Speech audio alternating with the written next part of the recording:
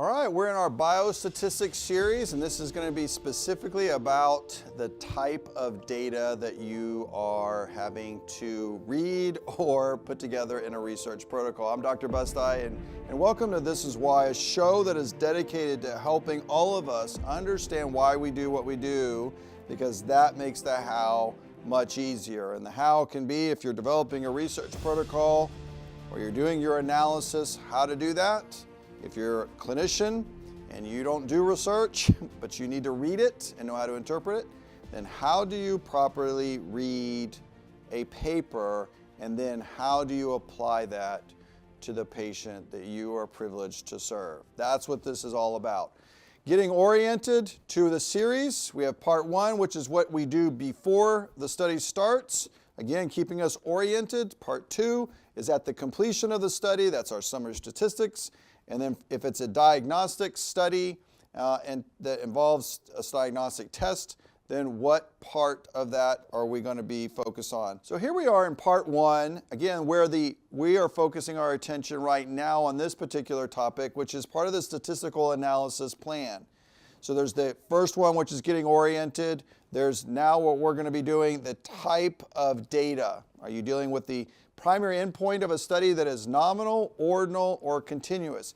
May it be influenced by the way the hypothesis was worded? What is the purpose or primary objective of the study? That's why it matters, because it literally helps you pick the right statistical test.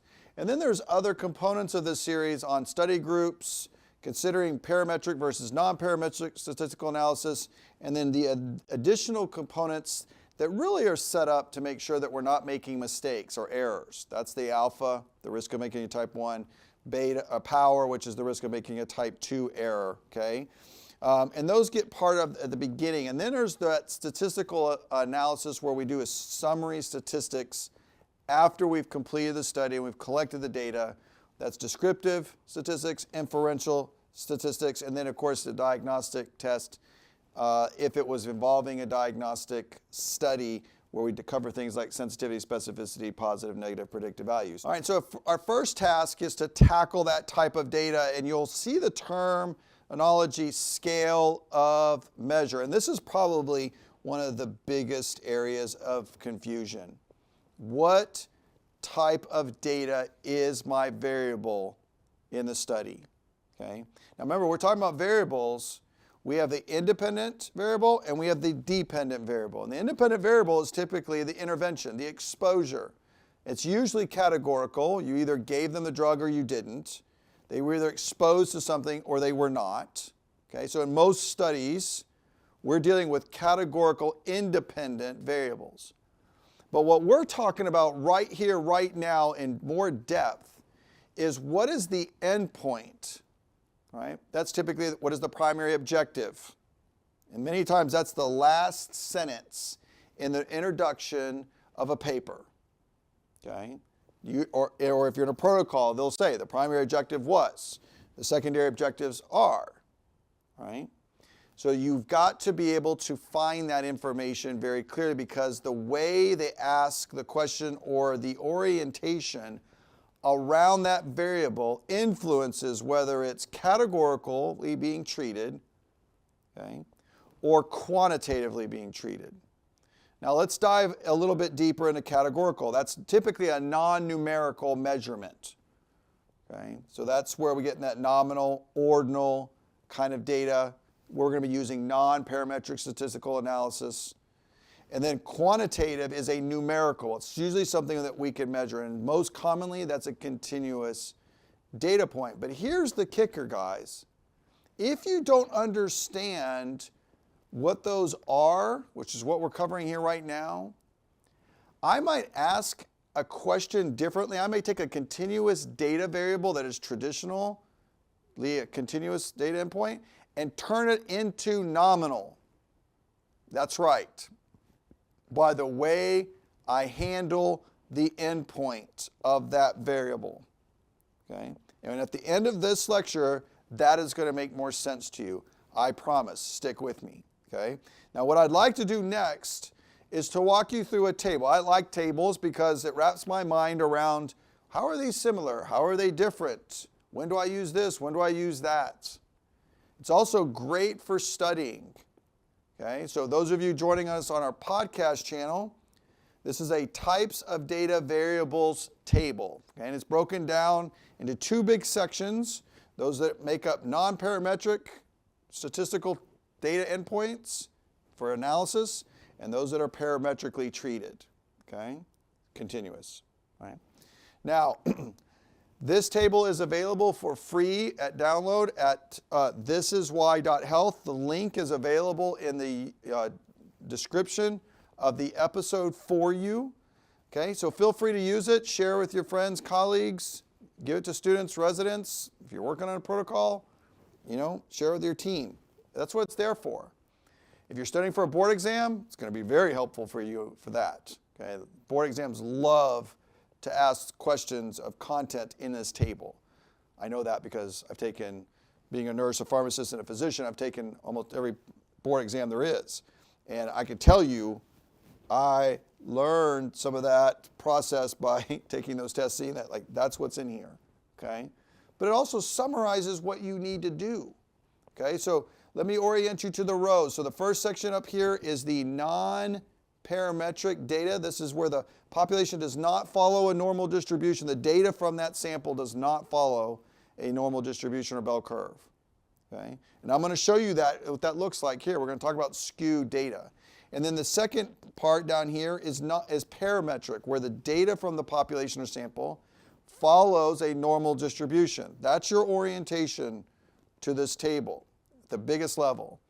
Then you're going to see nominal, ordinals, predominantly non-parametric. But you see this continuous is listed twice. That could be confusing. I get it. I don't like it. But I left it in there on purpose with that little asterisk there for a reason. When your continuous data, which we'll get to in a minute, does not meet the assumptions or the criteria for being continuous or normally distributed, so it fails to meet those criteria, then you take that continuous variable and you treat it in the same way as you would other non-parametric data endpoints. It just is a little bit more conservative way of protecting your integrity of the data in the sense because something's messing with the results for some reason, some confounder. Maybe you know what it is, maybe you don't. You should be looking for it, okay? But that's why that particular row of continuous is listed inside of the non-parametric division of this table. It's not meant to be confused. I didn't make a mistake, because it very clearly says right here what is the descriptor. So pay attention to that stuff. It's there for a reason, because those are the nuances. And again, board exams, oh man, they really like that kind of stuff. Throwing the curveball. Now, why does it matter to learn the type of data of the variable or endpoint that you are reading about or that you want to study or are studying?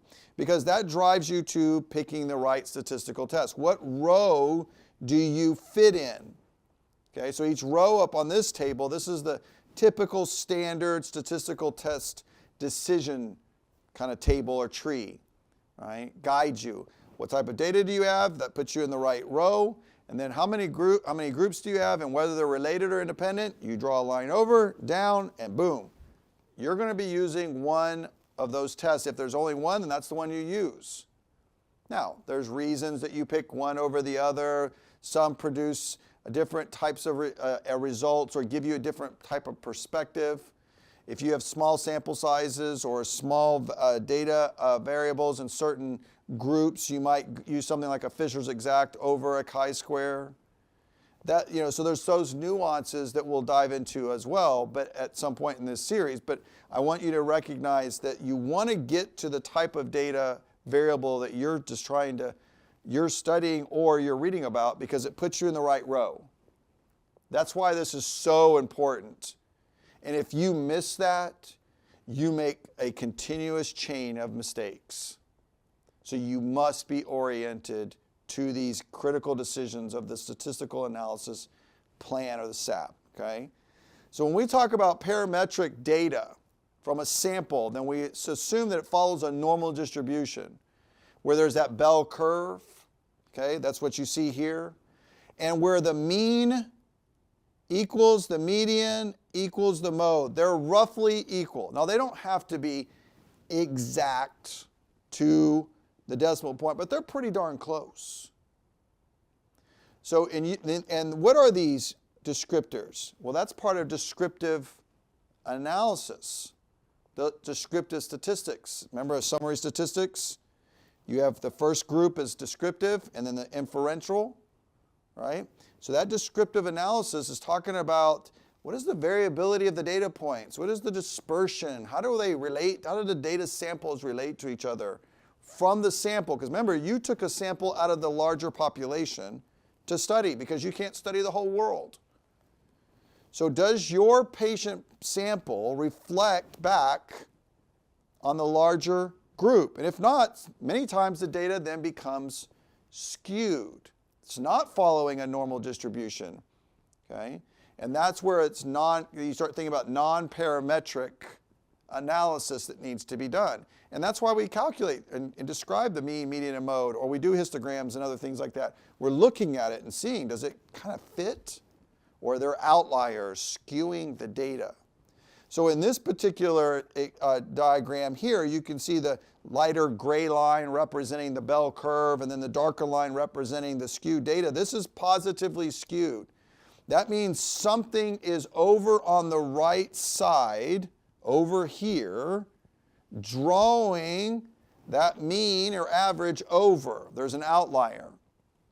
Okay, and typically what that means is the mean is now going to be greater than the median. Remember, the median is the middlemost, which is typically described by the interquartile range. So where's the middlemost in that skewed data? Well, it's going to be over here. So you see here that the mean, again, because if you go down this way on the x-axis, the number is getting larger. So therefore, the mean is going to be greater than the median, because here's the median right here. So the mean is greater than the median is greater than the mode, okay? And this is where the tail is over on the right, so it's skewed to the right, and therefore the mean is greater than the median. Those are great questions for board exams. And they may just give you data and ask you to interpret that basic fundamental thing. But you should do the same thing, because if I have data that was supposed to be a bell curve that is not, well then that meets, remember, that fails to meet the assumptions. Let's say it's continuous data. Then it fails to meet that, and I got to go up to that. That's what this is looking like. So if you then skew it to the other side, where it's skewed to the left, okay, now the mean is now less than the median because the middlemost is over here. The interquartile range is over on the further to the right. It's a larger number. Okay? And so skewed to the right, skewed to the left is really about orientation around those measures of central tendency. Okay? And so in your table, I have put those together. So let's walk through the table in more depth. And again, for those of you listening to us on our podcast channels, I'll try my best to walk you through it, but you just kind of vision, we've got two main rows, and we're in the non-parametric kind of bucket, not following a normal distribution. So on the first row is nominal data. The second row is ordinal data. And I'm going to walk you through some examples here of real, like practical endpoints that help you to understand that and to see that. So follow me for a moment, okay? Nominal is categorical. It's typically binary or dichotomous. You are or you're not. It's a yes or a no in most cases, okay? It does not have a numerical variable. It's not measurable. There's no sense of ranking. You either are or you're not. So think about mortality. At the end of the study, we want to know if this study improves survivability, improves mortality. Well, what's the question at the end of the study? Is subject 200 dead or alive? They're dead or alive. Yes, no. It's dichotomous. They're in one or the other. You cannot be in between. So guess what? There's not an average. So when you get over to central tendency over here, there's no mean. It's gone. You can't be between the two. Variability, there's none. It's qualitative. We're describing it. Okay? So they typically follow or represent straightforward yes, no. Mortality is probably the most common. Did they achieve their LDL goal on this new lipid-lowering drug? Yes or no? They either achieved the goal or they didn't. Did they achieve their blood pressure goal or they didn't? Did they lose a certain amount of weight or they didn't? All right, so the endpoint of that variable is a yes or no, dichotomous, not measurable. You put it in one bucket over another. There's no sense of ranking. Whereas when you go to ordinal data, there is a sense of order to the information, the data. There is a category. It's still not numerical in most cases, right? You're falling into a category. Think about the pain. Mild, moderate, severe. Right? So you can't measure it objectively like a lab. Okay? So there's no numerical value. There's no real measurable number. Okay? And the magnitude of the difference between those various orders, there's a sense of rank, but the magnitude of difference is not the same. That is huge. That is key. That is essential for you to understand. So think about the name, ordinal data. There's a sense of order and a sense of ranking, but the magnitude of difference from one ranking or order to the next is not the same. Huge. That's key. So again, you can't have a mean. You can't be between these things. Like pain is between mild to moderate. Okay. Well, what is that? I don't know. New York Heart Functional Classification 2.5. What is that? I don't know. Right? So there's no, when you look at the central tendency, there's no mean. You just have mode and the median. So you can get an interquartile range. That can be helpful, right? Typically visuals that we use are a box and whisker plots. Okay? One of the classic examples of this is the New York Heart Functional Classification for heart failure. You can use cancer staging, BMI classifications. Those are sort of classic ones. So let's look at that. So again, we have skewed data. Our mean and median and mode are not lined up depending on if it's skewed to the left or to the right. Okay, that's how we know. But when we look at things like New York Heart Association functional classification for heart failure, and you go from class 1 to 2 to 3 to 4. Well, we know 4 is worse than 3, and 3 is worse than 2, and 2 is worse than 1. So there's a sense of order, there's a sense of ranking, but the magnitude of difference between them when you line them up are not the same. The magnitude of difference is not the same. You're going to see here in a minute in the example I give for continuous, there's a sense of order, there's a sense of rank, and the magnitude is the same between each step. So we come back here, we're at a non-parametric bucket. So we come back to our statistical analysis decision table. I'm not saying you have to use this one, but it's one that represents the majority of the things that you will probably see and need to know. It will get you by for sure. It's served me well for decades. Okay? But you're following in one of these buckets here. That's where we've been spending our time. So those rows then represent the statistical tests that you would use. All you have to now discern is how many groups do you have and whether they're independent related. And you just draw a line over, draw a line down, there you are. Do it. Take a paper. Do it. It's so straightforward, and it's actually kind of nice that it makes it that easy, especially when you understand and you're oriented to it. Now, what about the continuous variable? So remember, continuous variable here, the assumption is that it follows a normal distribution, which is that bell curve. Now, continuous data is measurable, and it's a numerical endpoint or value. So that first point is huge. There's a sense of ranking, and it can go on to infinity. Okay? And the magnitude of difference between each level is the same forever. So therefore, in the central tendency, I can get a mean, median, and a mode. I can also describe it as an interquartile range. I can generate a standard deviation in this level here. Okay, if I have a mean, as long as the mean and the median are not too far off. Now remember, they don't have to be pinpoint exact. But going back to that skewed data, the reason we do these descriptive statistics is to see if there is a difference and the data is skewed. And so that's where frequency distribution graphs can give us that guidance. We can look at the numbers. A good publication will give you that data. They aren't hiding anything. But if they're assessing continuous data endpoints as a median and they're reporting the median, they're telling you there was something skewing the data. That's what they're telling you without saying it. Because some people don't want to expose that their data is a little bit dirty, right? Something's contaminated it. So mean, median, and mode, normal distribution, follows a bell curve, relatively equal.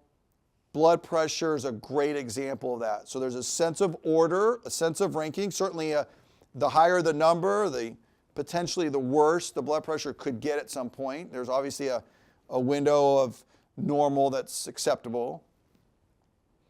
But every point of difference is 1 millimeter of mercury pressure. It doesn't change. So the magnitude of difference is the same, which is different than ordinal data. That's key. And so things that you can measure that are numerically measurable, like labs, vital signs, are classic.